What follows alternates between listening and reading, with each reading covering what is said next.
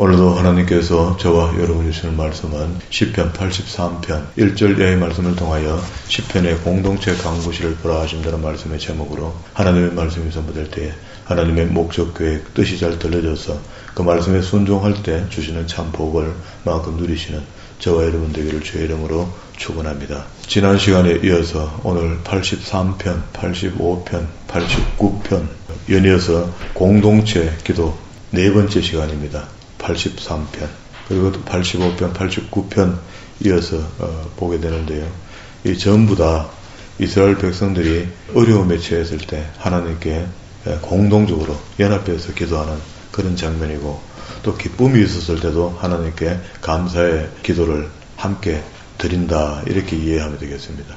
83편의 대주제는 대적들의 심판을 강구한다. 이게 누가 했느냐? 아삽이 했다. 2절에 보면은 무릇 주의 원수들이 떠들며 주의 미워하는 자들이 머리를 들었나이다 하는데 하나님의 백성들이 시험에 빠져 있으면은요 누가 기뻐하냐면요 원수가 기뻐한다 이렇게 이야기합니다. 83편의 주요 단어는 원수들. 이 원수들이 떠들면서 난리가 났으니까 하나님 침묵하지 마시고 도와달라 그런 이야기입니다. 1절입니다. 하나님이여 침묵하지 마소서. 하나님이여 잠잠하지 마시고 조용하지 마소서. 무릇 주의 원수들이 떠들며 주를 미워하는 자들이 머리를 들었나이다. 그들이 주의 백성을 치려하여 강계를 꾀하며 주께서 숨기신 자를 치려고 서로 의논하여 말하기를 그들을 멸하여 다시 나라가 되지 못하게 하여 이스라엘의 이름으로 다시는 기억되지 못하게 하자 이렇게 작업하고 있다. 근데 이 작업이 우리의 눈에는 잘 안 보인다고요. 지금도 우리가 현실에 지금 살아가고 있을 때에 마귀의 쾌계는 아주 달콤하고 먹음직하고 보암직도하게 우리에게 다가오고 있기 때문에 우리가 이걸 잘 파악을 못해요. 그리고 또 그게 만약에 파악이 되게끔 한다면은 마귀가 안 되거든요. 우리를 속이는 자잖아요. 속이는 자니까 이런 일에 대해서 좀 민감할 필요가 있다. 근데 항상 우리 영적 상태가 좋은 상태로 유지하고 있어야 되지 여기 휴청이고 저기 휴청이고 이렇게 하면은요 힘을 소진시키고 난 뒤에 무슨 힘을 씁니까? 그래서 진짜로 힘을 쓸 때 힘을 쓰려고 준비하는 사람 그런 사람이 믿음에 예비된 사람 아니겠어요? 그죠? 5절에도 그들이 한마음으로 의논하고 주를 대적하여 서로 동맹한다. 이게 눈으로 보이는 것은 그 당시의 나라들이죠. 에돔, 이스마엘, 모압, 하가린, 그발, 암몬, 아멜렉, 블레셋, 두로 사람이고 8절에 아수르도 있었고 또 연합한 롯 자손들도 함께했고 이 정도로 연합해서 이스라엘을 공격하고 있으니 말인데 오늘도 우리가 전체 인구 중에 한 10% 남짓, 한 8% 보는 사람이 있거든요. 개신교. 그러다가 바르게 믿는 사람 수가 얼마나 되겠단 말이지. 그런 사람들이 원수의 파상 공격을 여러 다양한 방법으로 받고 있는데 여기도 무덤덤하게 가는데 당하는 사람들이 이해될 만한 상황들이 벌어지니까 그냥 이해하고 덮어 넘어가는 겁니다. 덮어 넘어갈 일은 사실은 아니거든요. 이렇게 영적으로 민감할 필요가 있다. 9절에 주는 미디안에게 행하신 것 같이 그렇게 옛적에 하나님께서 주변의 나라들을 치신 것 같이 이스라엘들을 치신 것 같이 그리고 여호수아 때 여리고 전쟁 같은 전쟁은 완전히 영적 전쟁으로 표시했잖아요. 무슨 전쟁이 여리고성을 7바퀴 돌고 마지막 날에 함성을 질러라 했더니 그 함성이 대포같이 돼서 성이 안쪽에서 바깥쪽으로 엎어졌다는 거예요. 뒤로. 이런 건 있을 수가 없는 겁니다. 그리고 난 뒤에 여호수아 전쟁이 남쪽, 북쪽, 중부 이 세 번의 큰 전쟁을 일으킬 때 하나님께서 우박을 떨어뜨리고 천둥과 번개 그리고 적군이 자기들끼리 칼부림을 쳐서 다 죽게 되는 이런 전쟁들을 일어나게 했는데 그것들을 어떻게 사람이 했다 합니까? 하나님이 하신 거다. 그게 기록이고 여기도 이제 그렇게 이야기하는 겁니다. 주는 미디안에게 행하신 것 같이 기손 시내 시스라와 야빈이 행한 것 같이 그들에게도 행하소서. 그리고 11절에도 그들의 귀인이 오렙과 세렙 같게 하시며 그들의 모든 고관들은 세바와 살문나 같게 하소서. 옛날에 반역을 일으켜 원수에 쓰임받은 사람들 멸망하는 것처럼 그렇게 해달라. 이거 타당한 기도 맞죠? 우리도 기도할 때에 하나님 이렇게 해주세요 저렇게 해주세요 보다 기도를 드린다는 이야기잖아요. 청을 드리는 사람이 말을 잘해야 되지 안 해주면 재미없는 것처럼 이야기 자꾸 하면 그 기도가 응답되겠습니까? 우리는 기도를 나열할 뿐이거든요. 내 형편이 지금 이렇고 하나님 이러니 살펴보옵소서. 이런 말이지 우리가 이랬습니다. 도와주셔야 됩니다. 믿습니다. 이렇게 이야기하면 그 누가 듣겠습니까? 물에 빠지면 건져줘도 건져주면 생명만 건져주는 것이지. 이게 위기가 오면은 평소에 훈련이 바로 됐고 하나님의 관계가 좋았던 사람들은 위기가 올 택도 없겠지만 위기가 오면은 자기 자세를 바로 세운다고.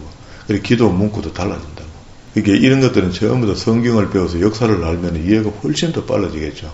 우리는 이제 성경의 역사들을 잘 열심히 봐왔기 때문에 하나님을 대적하는 사람들, 하나님의 사람들에게 대적하는 나라들, 이런 나라들을 이미 공부했기 때문에 이거 다 알죠. 13절에도 나의 하나님이여 그들이 굴러가는 금불 같게 하시며 바람에 날리는 지푸라기 같게 하소서. 그렇게 다 하나님이 처리해 주세요. 그렇게 이제 비유를 이야기했습니다. 그래 하나님이 야가 무슨 소리 하는지 알잖아요. 그 이스라엘 백성들이 전체로 합심해서 연합해서 하나님께 이렇게 기도하니 응답 안 하시겠습니까? 15절에도 광풍으로 그들을 쫓으시며 주의 폭풍으로 그들을 두렵게 하소서. 그게 하나님의 방법이다 말이야. 이게 우리가 마지막 계시록에 하늘문이 열렸을 때 7번째 나팔이 불고 하늘문이 열렸을 때 요한이 본 게 그런 거잖아요. 하나님의 곳간에 보니까 천둥도 있고 번개도 있고 우박도 있더라는 겁니다. 그런 것들을 대접재앙으로 쏟아내리겠다. 17절에 그들로 수치를 당하여 영원히 놀라게 하시며 낭패와 멸망을 당하게 하사 여호와라 이름하신 주만 온 세계 지존자로 알게 하소서. 이건 뭐 하나님이 들었을 때 아주 기분이 좋겠죠. 그렇게 제대로 된 신앙의 고백이거든요. 우리는 이런 신앙의 고백을 드리기보다는 그저 자기 욕심을 채우는데 기도를 서먹고, 그게 기도하기 전에 우리의 기도할 바를 아시는 분이 성령님이잖아요. 그렇게 알고 있으면서도 우리가 기도할 때 되면은 당장 막 이거 주세요, 저거 주세요, 이거 없습니다, 이거 괴롭습니다 하고 기도가 완전 틀려버리거든요. 그러니까 하나님께 기도를 올려드려야 되는 상황인데 명령하는 쪽으로 바뀌니까 이상하게 된 겁니다. 근데 이것들을 아무도 수정도 안 하고 놔둬버리니까 계속해서 위기 때고 기도해도 헛기도처럼 돼버리고 하나님이 안 들으시는 것처럼 돼버린다. 바른 기도의 자세, 평안할 때 준비해놔야지 위기 때 하나 올바른 기도가 들어지지 않겠습니까? 여기까지 85편 넘어갑니다. 그 끝에 83편 끝에다가 85편으로. 여긴 대주제가 은혜의 하나님, 고라자손이신데요. 1절에 주제 단어가 있습니다. 여호와여 주께서 주의 땅에 은혜를 베푸사. 그게 은혜. 야곱의 포로된 자들을 돌아오게 하시며 어디서? 바빌론으로 포로 잡혀간 게 586년에 이제 마쳐졌죠. 그리고 70년의 복역기간이 끝나고 난 뒤에 다시 귀환하는 게 BC 536년, 457년, 444년을 걸쳐서 세 번에 걸쳐서 다시 돌아오게 되죠. 돌아오게 될 때도 우리가 귀한 공동체들의 이야기, 에스라, 느헤미야, 학개, 스가랴 이런 책들을 들여다보면 못마땅한 게 많죠. 그게 하나님의 마음이거든요. 우리가 봐도 좀 못마땅한 것들이 있는데 1차 귀한 공동체들이 돌아와서 이런저런 방해로 성전 중건이 중단되고 나니까 어떻게 했습니까? 사마리아 여인들하고 결혼하기 시작했잖아요. 이게 죄악이 된 겁니다. 그때는 어쩔 수 없어서 사마리아 여자들 데리고 와서 결혼하는 거 맞아요. 거기서 8개월씩 걸어가 본국에 가서 자기 아내를 데리고 올 수 없으니 우선의 대치로 사마리아 사람들을 첩으로 드리고 아내로 드리고 자식 놓고 이렇게 사는 거잖아요. 그렇게 살은 건데 어쩔 수 없어 했지만 죄는 죄거든요. 그래서 그 당시에 귀한 공동체들이 1차, 2차에 걸쳐서 혼돈에 있을 때 2차 에스라가 올라왔고 3차 느헤미야가 올라와서 바로 잡아주는 것이 딴 거 아니잖아요. 무슨 묘약을 쓴 게 아니고 성경을 읽게 한 겁니다. 에스라의 목적은 성경을 바르게 읽히게 하고 하나님의 말씀의 사람으로 이스라엘을 회복시켜 줘야 되겠다는 것밖에 없거든요. 그래서 느헤미야도 와서 다시 성경 통독을 시켰고, 그리고 난 뒤에 느헤미야가 잠시 1년 동안 페르시아에 갔다가 재가를 받고 다시 돌아올 1년 기간 속에 성경을 안 읽어버리니까 바로 이상한 일이 벌어진 거죠. 하나님께 드리는 예배가 중단됐다.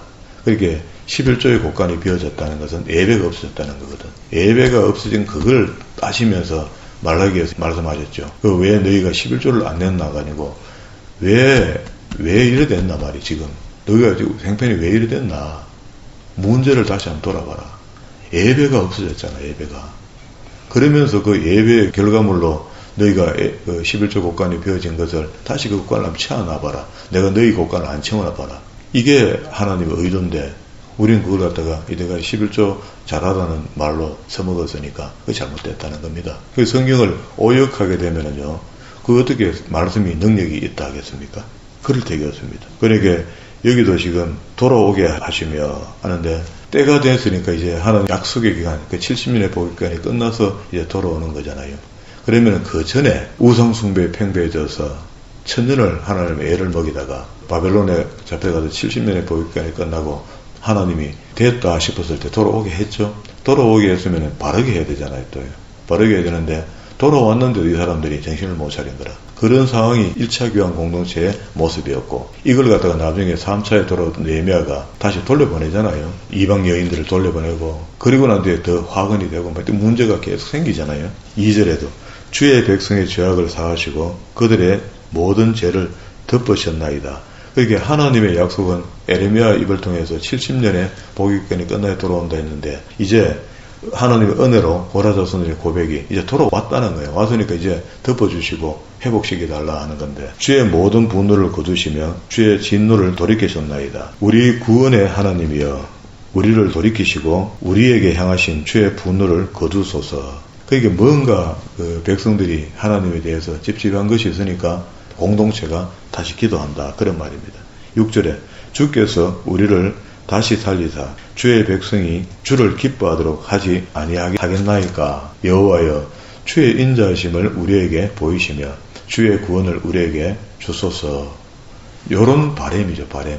기도라는 것은 우리가 하나님께 복을 받아야 될 사람인데 복을 줄 분한테 오히려 명령하는 건 맞지 않습니다. 우리가 온갖 미사구어를 써도 하나님 미사구어 쓰는 거 알 건데 두 마음으로 하는 그것도 안 되는 거지만, 그래도 어법상 안 맞으면 그것도 안 맞는 겁니다. 8절에 내가 하나님 여호와께서 하실 말씀을 들으리다. 요런 자세입니다. 하나님이 말씀하시면 우리가 듣겠습니다 하는 자세지, 우리가 이렇게 하겠습니다 하는 건 안 맞다는 거죠. 그게 이미 성경 창세기부터 계시록까지 전체 말씀을 통해 충분한 은혜의 말씀을 우리가 다 주셨거든요. 그래서 이 말씀을 다 배워서 이렇게 한번 살아보고 안 되거든 그러면 내 나라 한번 내봐라. 하나님의 의도는 그렇거든요. 그래서 완벽한 특별 계시를 성경을 통해서 우리에게 주신 겁니다. 그죠? 무릇 그의 백성, 그의 성도에게 화평을 말씀하실 것이라. 그들은 다시 어리석은 대로 돌아가지 말지로다 하는데 우상 숭배로 돌아가지 말아야 된다. 물론 우상 숭배 안에 포괄적으로 모든 죄들이 다 포함되어 있죠. 포함되어 있는데, 이때 우리가 성경적으로 역사적으로 나타나는 것은 우상 숭배가 가장 큰 죄였거든요. 알고 봤더니 우리 십계명을 분석해 보니까 거기도 역시 우상 문제 범위가 넓더라는 겁니다. 그럼 오늘날도 우리에게 하나님께 범죄되어지는 것이 우상 문제가 상당히 크다. 되게 제가 그런 마음을 묻고 성경을 보니까 전부 다 우상 문제야. 지금도 여전히 신약시대에 살아가는 우리가 복음을 다 받았는데도 불구하고 율법과 복음을 다 받았잖아요. 구약의 율법이 신약의 복음이 됐고, 그 복음이 예수님께서 우리의 산상수훈으로 핵심으로 우리에게 준 건데, 그러면 충분히 우리는 신구약을 넘나들면서 다 알게 된 사람이야. 그런데도 불구하고 우리 속에 현재 우상숭배가 팽배해지고 있는 것은 옛날에 이스라엘이 지어서 받는 벌을 우리도 받게 된다, 그런 이야기입니다. 그럼 이거 피할 수가 없는 거 아닙니까? 그러면 우리 보고 뭐하란 말입니까? 왜 살아란 말입니까? 그 성경대로 살아라, 성경대로. 성경대로 사는데 성경의 이야기들 제가 수도 없이 했었을 것이고요. 성경의 이야기 하루 이틀 한 게 아니잖아요. 그런데 성경의 결론은 어떻게 짓고 있습니까? 그게 성경의 전체 뼈대를 다 설명했고, 특별히 하나님께서 저라는 종한테 하나님께서 이만큼 열어 보여주신 게 성경을 아주 압축해서 담백하게 볼 수 있도록 환경을 열어준 거잖아요. 이렇게 어디 배워본 적도 없고 들어본 적도 없어. 저도 그런 거 저에게 없거든요. 그런데 이렇게 보면서 저한테 애기스라고 마지막에 하나님의 요구가 남는 것이 레위기 19장 2절의 말씀입니다. 그 하나님의 말씀에 준한 사람은 그렇게 살아달라는 거야. 레위기 19장 2절 한번 찾아봅시다. 레위기 전체 중요한 말씀들이 많이 있지만 우리가 잘 배웠는데도 결론적으로 뭘 해야 되는지를 어리숙하게 알고 있으니, 지금도 우리가 죄사함을 받고 용서받았고 회개했다면은 내 삶의 변화가 이렇게 나타나다는 거거든요. 구약의 이야기하기를 2절에 너는 이스라엘 자손의 온 회중에게 말하여 이르라. 이건 모세에게 명령한 거죠. 너희는 거룩하라. 이는 나 여호와 너희 하나님이 거룩하기 때문에 그렇다는 게, 하나님께 기도한다는 것은, 거룩함이 빠지고 기도한다는 것은 그 기도가 상달되겠나 말이야. 평화조약을 맺으러 가는 사람이 그 똥냄새를 풍기면서 자기 옷에, 그러니까 조약 맺으러 가가 그거 되겠습니까? 그 사람이 만나주겠습니까? 더러워서. 하나님 나 좀 도와주세요. 도움을 받으러 가는 사람이 냄새를 풍기며 갔는데 그게 되겠나 말이죠. 그 회개하고 오라는 거예요, 회개, 하나님은. 그러면 거기다가 목사님은 구약에만 그렇게 이야기하는 게 신약에는 다르지 않습니까? 은혜로만이 다 해결된 거 아닙니까? 이렇게 질문할 수 있는데, 신약에서도 제가 이야기했죠. 출애굽기 19장 5절과 6절의 말씀에 제 해석이 베드로가 이야기한다 그랬죠. 베드로가 베드로전서 후서를 통해서 어느 사도들보다도 구약의 말씀을 많이 인용한다 그랬잖아요. 그 짧은 책에다가. 그런데 거기다가 회답이 있습니다. 신약의 백성들은 그럼 어떻게 살아야 되는가? 신약에 가면 베드로전서 한번 봅시다. 베드로전서 1장. 거기 어디 써놔놓고 넘어오면 다음에 읽기 안 편하겠습니까? 1장에서 베드로가 이야기하는 우리 성화를 이야기하거든요.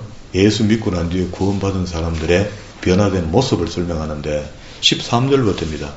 그러므로 너희 마음의 허리를 동이고, 베드로전서 1장 13절, 근신하여 예수 그리스도께서 나타나실 때에 너희에게 가져다 주실 은혜를 온전히 바라라죠. 가능하면 바라고 기도도 드리는 쪽이 돼야 되는데, 요구하고 이렇게 하는 거는 무례하다. 성경을 바로 배우면 그런 기도가 안 돼야 되거든요. 하나님을 바로 만난 사람은 그렇게 안 된다고. 행동과 어법이 바뀌기 시작하고 마음이 바뀌기 시작하고 생각이 바뀌고, 그 바뀐 생각이 세상 사람들이 다 내 이웃에게 하는 것이 내게 하는 것이라 했으니까 다 하나님이잖아요. 나 말고는. 그리고 우리가 바뀌어져야 된다. 그러면서 14절에 너희가 순종하는 자식처럼 전에 알지 못하는 때에 따르면 너희 사역을 본받지 말고, 우리 속사람을 본받지 말고, 그리고 15절 오직 너희를 부르신 거룩한 이처럼, 누구? 하나님이잖아요. 그 구약에서 이야기하는 거룩하신 하나님 맞습니다. 이처럼 너희도 모든 행실에 거룩한 자가 되라. 기록되었으되 내가 거룩하니 너희도 거룩하라죠. 그게 신약에서도 베드로가 핵심을 깨뚫었잖아요. 출애굽기 19장 5절에 6절의 말씀이 그렇게 중요한, 성경에 아주 핵이 되는 말씀이다. 이렇게 설명을 해드렸는데, 그 설명처럼 베드로도 그걸 그렇게 깨달은 거야. 깨닫고 난 뒤에 예수님의 산상수훈을 통해서 율법을 재해석하는 산상수훈을 다 배우고, 그에게 구약의 말씀이 염해져서 쥐어짜니까 나오는 게 이런 거야. 그러면 신약에서 성화는 어떻다고요? 맨 구약의 성화가 똑같은 겁니다. 내가 거룩한 너희도 거룩하라는 거는. 그럼 거룩하려면 어떻게 살아야 되나? 하느님 말씀에 준한 삶을 살아야 되는 거죠. 이게 예수님의 산상수훈에서도 보세요. 산상수훈의 마태복음 5장 끝에 가봅시다. 제가 늘 말씀드린 대로 5장 43절부터 48절까지가 믿음, 소망, 사랑, 그 중에 제일은 사랑이 됐으니까 아주 중요한 이야기입니다. 앞에 있는 그 전부 다 십계명이 된 이론을 설명해 나가면서 사랑을 고장난 것을 고쳐놓잖아요. 43절에 또 내 이웃을 사랑하고 내 원수를 미워하였다는 것을 너희가 들었으나 잘못 배웠다는 말이죠. 잘못 배운 거는요, 유대인이 잘못 배운 거나 지금 뭐 신천지에 있는 이단들이, 또 뭐 안선홍이나 여타 이단들이 잘못 가리키는 건 똑같아요. 똑같다니까. 그러면은 잘못 배우는 걸 주님이 수정시켜주면 고치면 되잖아. 지금은 주님이 직접 우리에게 그거 고쳐라 저거 고쳐라 말씀 안 하시지만 성경을 통해서 기준을 줬기 때문에 이 기준에서 벗어난 것은 잘못된 거거든요. 그러면 자, 레위기 19장 18절의 말씀에 확인해 보니까 이게 사랑을 잘못 가리킨 게 확인되어 있잖아요. 그래서 이 이야기를 쭉 해내려오다가 46절에 너희가 너희를 사랑하는 자를 사랑하면 무슨 상이 있으리요? 상이 없다는 말이죠. 보통 평민들도 다 그래 하는데 평민 중에 제일 하류라고 생각했던 셰리도 그래 한다. 그러면 유대인이 자랑할 게 하나도 없잖아요. 그 당시에 제일 직업군에서 요거도 먹는 직업군이 창녀와 같은 직업을 셰리라 했거든요. 두 번째, 또 너희가 너희 형제에게만 무난하면 남보다 나은 것이 뭐 있냐? 이방인도 그렇게 하고 산다. 내 배만 부리고 살아. 그래 되겠나 말이야. 우리 집, 우리 식구, 우리 가족. 이거 갖고 안 된다.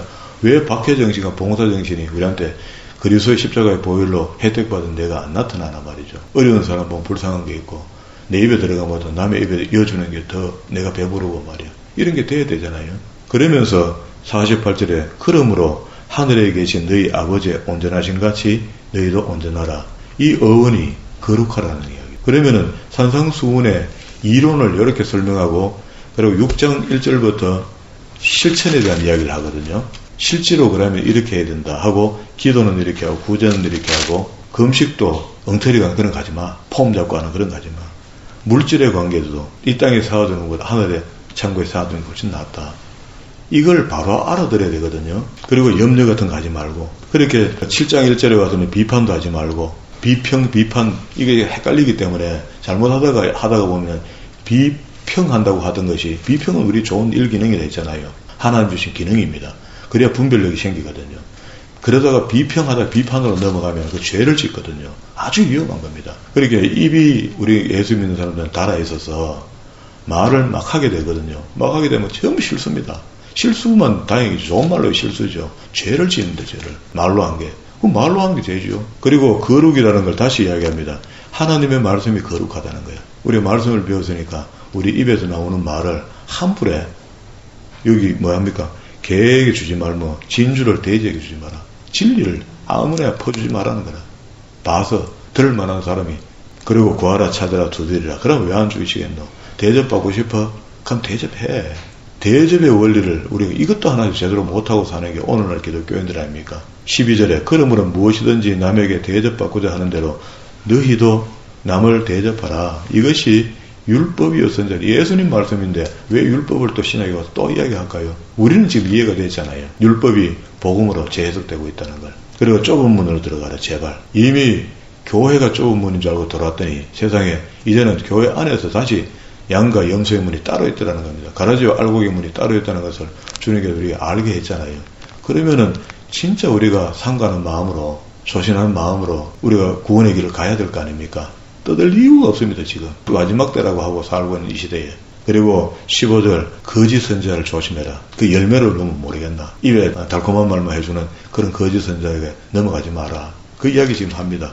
그래서 그런 것들을 구분하는 것은 그 달콤한 말을 하고 있는 그가 열매를 보면 알까 아이가. 결론이 나온다. 그렇게 대개는 오늘 물질 관계를 보면 알겠죠. 아무리 훌륭한 목사님은 뭐합니까? 지금 우리 교단 안에서 이런저런 문제 생긴 게 세속이죠. 세속. 아버지와 아들. 그런데 큰 교회는 그렇게 몇 개 들켰지만 중견교회도 많습니다. 개척한 목사님의 교회는 거진 90%는 자기 아들에게 상속시켜요. 그거 잘못된 거잖아요. 또 따지고 보면 잘못한 것도 없어. 그만한 사람이 없으니까 자기 아들한테 줬다는 거야. 그런데 아들에게 상속하고 이런 것들이 신약에서는 안 맞다라고 이야기하잖아. 법도 안 맞고. 총의 법이 그런 게 없거든요. 거기 편법을 써서 자식에게 넘기는 그런 죄를 짓기 시작한다는 거예요. 그 열매. 그리고 거짓 수용자. 나더러 주여 주여 하는 자마다 하는데 우리는 다 주여 주여 하고 있잖아요. 주여 삼창하고 주여 하고 기도하고 있잖아요. 그런데 하나님이 기도 안 들으셔. 21절 나더러 주여 주여 하는 자마다 다 천국에 들어갈 것이 아니요 다만 하늘에 계신 내 아버지의 뜻대로 하는데 이 뜻이 아까 행함이죠. 행함. 아까 5절 말미에 온전하게 행하는 거 그거 이야기하는 거거든요. 그래서 이렇게 하는 사람들이 24절에 그러므로 누구든지 이 말을 듣고 행하는 자는 다시 26절에 나의 이 말을 듣고 행하지 아니하는 자는 이 둘 중에 하나에 걸려가게 돼 있거든요. 그러면은 정말 담백해진 겁니다. 성경을 이렇게 줄여놨는데 왜 이걸 갖다가 우리가 예사로 든단 말이죠. 우리가 예수 믿는 연조가 10년이 되고 20년 이거 자랑할 것이 아니고 내가 1년을 믿었지만 얼마나 나를 바꾸었단 말이지. 이게 하나님의 말씀이 나를 희석시켜서 얼마나 내가 바뀌어졌다는 것을 하나님 앞에 자랑처럼 내놔야 되거든요. 그게 우리 믿음의 값이거든. 그러면 착하고 정말 잘했다 하지. 우리가 하나님 앞에 대단한 뭐를 이루어야만이 하나님께 칭찬받는 거 아니잖아 지금은. 우리의 주어진 삶 속에서 최선을 다하여 하나님의 일을 감당하고 있나 안 하고 있나. 그 저 같은 목사는 이렇게 하다가 아이고 교회에서 성도도 안 보내주시고 양도 안 보내주니까 난 딴 데 갈랍니다. 딴 데 간다고 딴 데 가버려봐요. 그럼 이거 누가 지킵니까? 세우게 하신 이도 여호와예요. 주님이요. 그리스도 몸된 교회. 거두실 이도 여호와라. 주님이 문 닫을 때까지 가만히 있어. 그걸 가만히 있는 겁니다. 전들 어떻게 한판 해보고 싶은 마음이 왜 없었겠습니까? 그리고 또 여기저기 기회가 올 때 그걸 한번 붙잡아 보고 싶은 마음이 왜 없었겠습니까? 근데 기회라고 생각했는데 그게 하나님의 기회가 아니었어요. 그러니까 우리 생각은 그랬지만 하나님 뜻이 달라서니까 그 뜻이 안 이루어진 거죠. 우리가 마산의 샤론교회 같은 담임 목사, 청빙 이런 것들 이야기할 때 갈 것 같았는데도 못 가게 된 게 하나님 뜻이 안 맞으니까 안 가겠죠. 물론 내 개인적인 자격 문제도 하나님께 다루시겠지만 근데 주의 종은 하나님이 능력 주시면 그냥 하면 돼요. 쉽습니다, 사실은. 하나님 앞에 꺼부러져 버리면 아무것도 어려운 게 없어요. 그냥 하면 됩니다. 그래서 우리 20년의 시간을, 긴 시간을 이만큼 흘려 넘길 수 있었던 거거든요. 그건 너무 감사한 거죠. 하나님이 이렇게 하셨으니까 버티는 겁니다. 그런데 만약에 우리 의지로 이렇게 하면 왜 이 짓을 합니까? 사람의 생각 같으면 이렇게 하면 안 돼요. 장사를 해도 남는 장사를 해야 되고요. 이런 장사를 왜 합니까? 여기 몇 사람을 위해서 매월 임대료 집세까지다가 150만 원씩 줘가면서 이건 무슨 시입니까 이게? 적자죠, 적자. 지금도 이게 하나님 물 흐르듯 우리에게 주신 신령한 물가라 생각하면 감사의 거짓도 없죠. 무슨 기름을 볼 거라고요, 우리가. 있는 곳에서 최선을 다하여 하나님의 영광을 위해서 살아간다. 우리 교회가 하나님의 영광을 위해 이 지역에서 자리매김하고 있다. 저는 이번에 그 현수막을 하나 걸면서 그 새벽에 내가 이야기를 했잖아요. 그 바람이 그냥 바람이 아니었습니다. 제가 성경을 보는 눈이 있잖아요. 어느 만큼. 그런데 그 바람은 그냥 바람이 아니었어요. 그 마귀 사탄이 싫어하는 겁니다. 싫어하는 것을 하나님이 기뻐하시니까 우리는 그걸 해야 되는 거죠. 방해가 있어도 하는 겁니다. 그래서 저는 역시 제 혼자 객관적으로 하나님 앞에 하나님이 하시라는 일을 그냥 하는 거죠. 답답게 보이지만 할 수 없는 겁니다. 내가 더 답답죠, 사실은. 제일 답답한 게 나죠. 그렇지만은 이게 하나님이 원하시는 일이다 생각하면 그냥 그렇게 하는 겁니다. 8절 한번 더 봅니다. 85편 8절. 내가 하나님 여호와께 하실 말씀을 들으려니 무릇 그의 백성 그의 성도에게 화평의 말씀을 하실 것이라. 그들은 다시 어리석은 대로 돌아가지 말지로다. 아멘입니다. 이에는 이스라엘의 공동체가 하나님께 간구하는 기도인데 그게 애구섭을 버리지 못한 사람들의 염려인 거야. 하나님이 때가 돼가 돌아오겠으면 깨끗한 마음으로 돌아와야 되는데 그렇게 하지 않는다. 옛날 우상숭배에 젖어 들어간다. 그 우상숭배 안에 우리가 더럽혀지는 것들이 있으니까 거룩하여 돌아오라는 겁니다. 9절에 진실로 그의 구원이 그의 경외하는 자에게 가까우니. 하나님을 경외하는 자, 하나님을 두려워하는 마음이 생겼다는 것, 무서워하라는 말하고는 다르잖아요. 하나님 좋으신 분 맞습니다. 천분 만분 맞죠. 맞지만은 하나님을 배우게 되면은요, 성경을 통해서 하나님을 깨닫게 되면은 하나님 앞에 경외하는 마음이 생긴다. 그런 말이야. 그 경외한다는 말 속에 히브리어 단어가 안에 들어가 보니까 하나님을 두려워하는 마음이 있다는 거라. 그 말은 다시 하나님의 법을 지키며 살아야 되는 거구나 하는 것을 깨닫는 사람들의 마음이야. 그걸 경외한다 하죠. 경외하는 자에게 가까우니 뭐가? 구원이.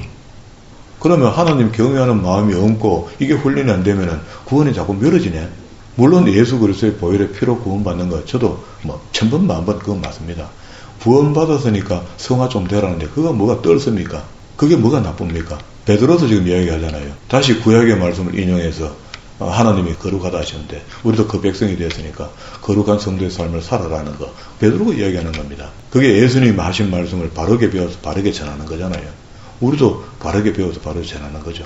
10절에 인애와 진리가 같이 만나고 의와 화평이 서로 입맞추었으며 이제 완전히 평안이 왔단 말이죠. 진리는 땅 속에서 솟아나고 의는 하늘에서 굽어보는도다. 여호와께서 좋은 것을 주시려니 우리 땅이 그 산물을 내리려다. 그럼 평화가 온 거죠. 땅심이 살아나고 거기서 곡식을 내면은 거기 사람이 살 수 있거든요. 지금 돌아온 이스라엘 백성들이 이제 살 수 있게끔 됐는데 여기도 역시 우리가 하나님 앞에 해야 될 게 거룩으로 돌아와야 되고 하나님은 우리가 거룩한 백성으로 이제 죄인에서 의로운 사람으로 돌아왔으니 하나님 복 달라는 겁니다. 이게 순서가 맞죠. 나는 더러운데 자꾸 거룩하신 하나님 앞에 뭘 내놔라고 이해하면 하나님 입장이 곤란해요. 그게 철저하게 우리가 나를 깨끗이 하는 것, 경건히 하는 것. 이렇게 산다는 것은 단절된 삶이 어쩔 수 없이 옵니다. 내가 거룩을 추구하면은요, 반드시 단절된 삶이 옵니다. 제가 해봤잖아요. 지금 하고 있잖아요. 제가 만나는 사람들이 나보다 못한 사람이 아니고 세상적으로 훌륭한 사람들이죠. 다 목사님들이잖아요. 그런데도 그분들하고 교제를 끊고 덜 만나고 안 만나게 된 것은 만나면 만날수록 힘이 된 거야. 정치 목사들을 만나면 얼마나 힘줄 압니까? 이런 것들 때문에 고민하고 나를 서로 속박시키고 덜 만나고 안 만나고 하면서 여기까지 온 거거든요. 이런 걸 갖다가 이제부터 사람 좀 만나고 내가 활동을 좀 활발하게 해야 되겠다고 다시 정치 목사들 만나고 정치색이 강한 사람들 만나고 의논하고 한번 해봐요. 그럼 또 상합니다. 또 더러워진다고. 그거 좋아하는 사람 하도록 놔두고 니는 그냥 하나님 기뻐하는 일을 해. 제가 이런 결론에 도달했기 때문에 이렇게 제가 저를 돌려놓은 거죠. 그래서 마음이 편한 겁니다. 요만큼 평정이라도 잡고 이 목회하고 있는 거죠. 전들 뭐 사람 아닙니까? 12절 여호와께서 좋은 것을 주시리니 아멘입니다. 우리 땅에 그 사물을 내시리로다. 의가 주의 앞에 앞서가며 우리 앞에도 의가 앞서가야 되는데 항상 내가 십자가보다 더 빨리 가야 되니까 더 바쁘다. 주의 길을 닦으리로다. 그게 하나님이 이미 성경을 통해서 다 가르쳐 준 겁니다. 그래서 의롭지 않는 사람을 의롭다 하여 구원시켜 줬잖아요. 그러니까 이제 의가 너를 인도하는 사람처럼 좀 살아달라는 게 하나님의 요구야. 그런데 우리는 거기에 반응하지 못하니까 늘 힘든 겁니다. 이게 단편적으로 생각하면 너무 간단한 일이고 어렵게 생각하면 성령이 도우지 않으면 할 수 없는 일을 우리가 직면해 있거든요.